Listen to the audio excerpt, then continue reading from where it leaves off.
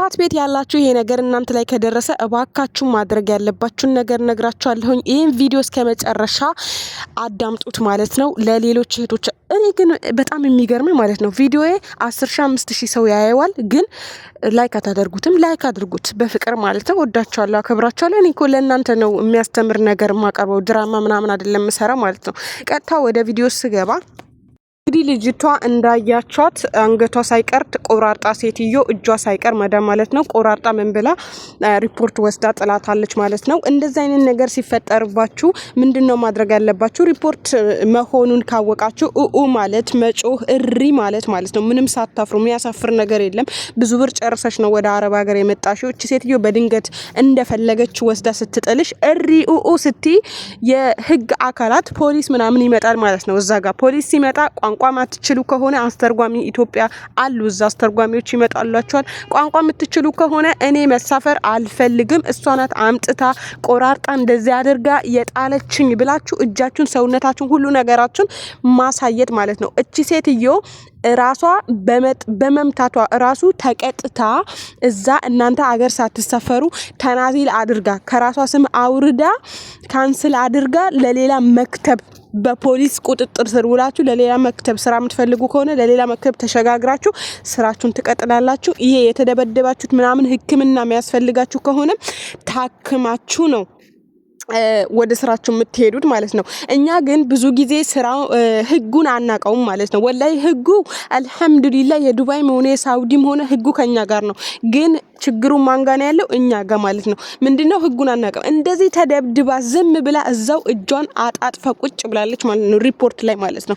እኔ ብሆን ወላይ በተደጋጋሚ ነግራቸዋለሁ። እንደዛ አይነት ነገር ድብደባ ሲፈጸምባችሁ ዝም ብላችሁ አትዩ፣ ራሳችሁን ተከላከሉ። ለምሳሌ መዳም እጇን አረቦች እኮ ወላሂ አቅም የላቸውም ማለት ነው። ለምሳሌ እጇን ስታነሳብሽ ልክ ፊልም ላይ እንድታዩ እጇን ምንጭቅ አድርገሽ ወደ ራሷ ምንም ሳትመቻት ማለት ነው እጇን ብድግ አድርገሽ ወደ ራሷ ካረክሽባትና ፊትሽ ኩስትር አድርገሽ ግልምጥምጥ ካረክሻት በስ ካልሻት ማለት ነው ወላሂ ቀና ብላ መልሳ እንደዛ ታደርግም ማለት ነው። እንደዛ ታደርግም። ግን እኛ ስንመታም ስንሰደብም አብዛኞቻችሁ ዝም ነው የምንለው ማለት ነው።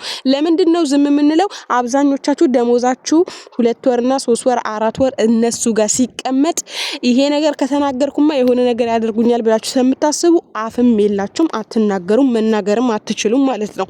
ስለዚህ ደሞዛችሁን በየወሩ ተቀበሉ። ደሞዛችሁን በየወሩ ካልሰጧችሁ አልሰራም ብላችሁ ቁጭ በሉ፣ ምንም አያመጡም።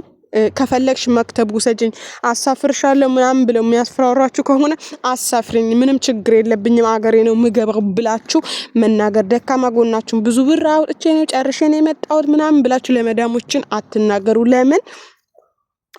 ለምንድነው እንደዛ እንዳትናገሩ የፈለኩት? ደካማ ጎናችሁ ማወቅ የለባቸውም። እነሱ አሰሪዎች ናቸው፣ እናንተ ሰራተኞች ናቸው። እንደ ሰራተኛና አሰር ተከባብራችሁ መኖር ማለት ነው። በጣም ብዙዎች በእርግጠኝነት እዚህ ኮሜንት ላይ የ7 ወር 8 ወር ከለከሉኝ እንደዚህ እያላችሁ ታለቃቅሳላችሁ ማለት ነው።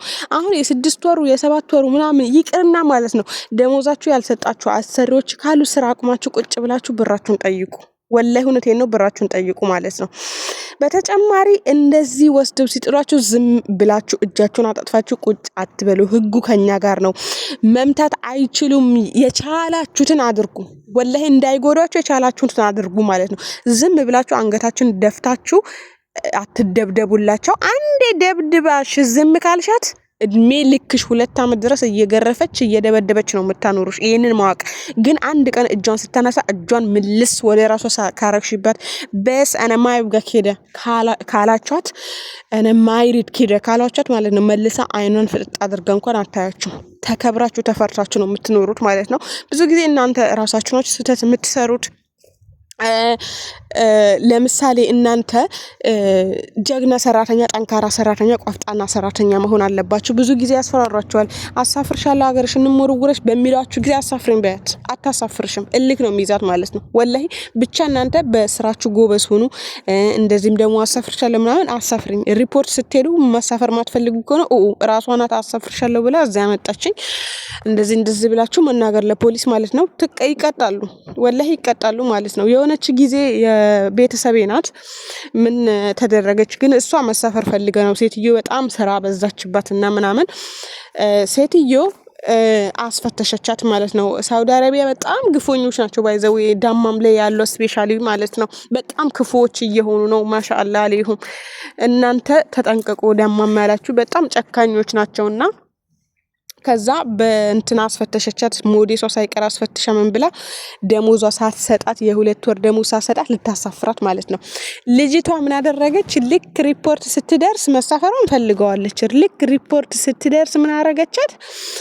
ደሞዜን ስጭኝ ሳላዋርድሽ አለቻት። ሳልል ሳልጮህ ደሞዜን ስጭኝ አለቻት። ሴትዮ ሳትተነፍስ ወዲያውም ማሽን አለ አይደለ ሪፖርት ላይ ወዲያውም ደሞዟ አውጥታ ስጥታረገቻት ማለት ነው። በጣም ነው የሚፈሩት ማለት ነው። የእናንተን ጥንካሬ ይወስናል። ሰው ሀገር ላይ ስትመጡ እባካችሁ አረብ ሀገር ላይ ሆናችሁ እህቶቻችሁ የምታመጡ እህቶች ወላሂ ለአዚም ነው ምላችሁ ለእህቶቻችሁ ንገሯቸው። ምናልባት ይሄ ቪዲዮ ቃል በቃል ላይ ሰሙኝ ይችላሉ። እናንተ ግን ለምሳሌ መዳምሽ ለመምታት እጇ ብታነሳ እንደዚህ አድርጊ፣ አላግባብ ልትሰድብሽ ልትመታሽ ብትሞክር እንደዚህ አድርጊ፣ ተኮሳተሪ፣ ቆፍጠን ነቃበይ፣ ጠንካራ ሰራተኛ ሁኚ፣ አሳፍርሻለሁ ስትልሽ እንደዚህ በይ ብላችሁ ምከሯቸው ትናንሽ እህቶቻችሁ። ወላሂ አሁን ባለፈው የሞተችው እህት አይታችኋታል። በጣም ነው ያሳዘነችኝ። አላህ ይርሃማት። በጣም ባሰቃቂ ሁኔታ ነው የተገደለችው። ቢሮ ላይ ነው የተገደለችው። እንግዲህ ትላንትም ተናግሬዋለሁ። መልሶ መላልሶ መናገሩም አይፈይድም ማለት ነው። ልጅቷ ያንን ቀን ራሱ ይሄ ሰውዬ ይገለኛል፣ ይመታኛል ምናምን ብላ ተናግራ ነበረ። ግን ከዛ ማምለጥ አልቻለችም። ለምን? ብዙዎቻችን ምንድነው የምንለው? እኔ እኮ የደሃ ልጅ ነኝ፣ እኔ እኮ ብዙ ብር ከፍዬ ነው። ከህይወታችሁ የሚብስ ነገር የለም። ታውቃላችሁ፣ በድህነት በሰላም መኖር የሚያህል ነገር የለም። ሀብታም ሆናችሁ እየተሰቃያችሁ ከምትኖሩ፣ ገንዘብ እያገኛችሁ ሰላማችሁን አጣችሁ ከምትኖሩ ለራሳችሁ ቅድማ ስጡ። መጀመሪያ ራሳችሁን ጉደዱ። የሆነ የምትሰሩበት ቦታ የሆነ ካልተመቻችሁ ቼንጅ ለማድረግ ለመቀየር ሞክሩ። ያ ነገር ደግሞ መቀየር ማትችሉ ከሆነ ውሳኔያችሁን ወስኑ። በቃ መጥፎ ከሆኑ ማስጠንቀቅ፣ ካልሆነ አሳፍረኝ፣ ካልሆነ በዚህ ሁኔታ አልሰራም ማለት በቃ መወሰን። የተወሰነ 4 ወር 3 ወር ብራችሁን ከያዛችሁና የመጣችሁበትን ከመለሳችሁ ነገ ኢትዮጵያ ብገባ ሰው ምን ይለኛል ምናምን፣ እኔ እኮ የደሃ ልጅ ነኝ፣ እኔ የደሃ ቤተሰብ ልጅ ነኝ። እንዴ ይሄው እቺ ልጅ አሁን ለምሳሌ እንደሚገድላት እንደሚመታት ታውቅ ነበረ፣ ግን መጨረሻ ምን ሆነች? ሞተች። እህቷ ነው ያለችኝ። በስልክ ሲገለማምጠኝ ነበረ ምናምን ብላለች ምናምን ተብሏል ማለት ነውና ያኔ የራሷን መከላከል ውሳኔዋን መወሰን ብትችል አሳፍርሻለሁ ምናምን ሲሏት አሳፍሩኝ ብትላቸው ይሄ ነገር ላይመጣ ይችል ነበር። አላህ የቀደረው ነው የሚሆነው። በእርግጥ ግን እኛ ራሳችንን መከላከል መቻል አለብን ውዶቼ ማለት ነው። ወላሂ እኛ ብዙ ጊዜ የምናስበው ብር አግኝተን ቤተሰቦቻችንን የምንረዳበት መንገድ ነው። ቤተሰቦቻችን ግን ካጡን የበለጠ ይጎዳሉ። ግን ደሃም ሆነን በችግርም ግን አጠገባቸው ብንኖር በዛችም ኢትዮጵያ የተወሰነ ሰርተን እንትን ብንል ነው እነሱ የሚፈልጉት ማለት ነው። ወዳችኋለሁ ባይ